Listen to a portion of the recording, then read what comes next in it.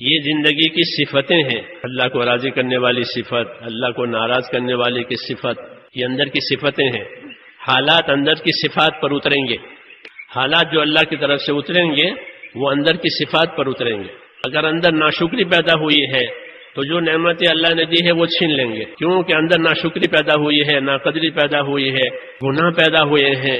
اندر کی صفات پر حالات آتے ہیں، لوگ حالات سے پریشان ہیں، اور حالات آتے ہیں اندر کی صفات سے۔ اگر اندر کی حالت بگڑی ہوئی ہے، ناشکری ہوئی ہے، ناقدری ہوئی ہے، تو جو نعمتیں ملی ہیں اس کے چھین جانے کا خطرہ ہے، نعمتیں چھینی جاتی ہے۔ اور اندر شکر آیا ہے کہ میرے اللہ نے مجھے یہ دیا ہے، یہ نعمت مجھ کو اللہ نے دی ہے، دین کی، دنیا کی، اولاد کی، تندرستی کی، کتنی نعمتیں گن نہیں سکتے، کہ ان کی شکر گزاری کی صفت پیدا اندر ہوئی ہے تو دوسرے حال آئیں گا کہ اللہ تعالیٰ راضی ہو کر نعمت بڑھائیں گے، نعمتیں دیتے ہی رہیں گے، دیتے ہی رہیں گے، شکر سے راضی ہوں گے اور راضی ہو کر نعمت دیتے رہیں گے۔ وَإِن تَشْكُرُوا يَرْضَهُ لَكُمْ، شکر کرو گے کہ اللہ تم سے راضی ہوتا ہی رہتا ہے گا، اور شکر کرو گے کہ نعمتیں بڑھتی چلی جائیں گی۔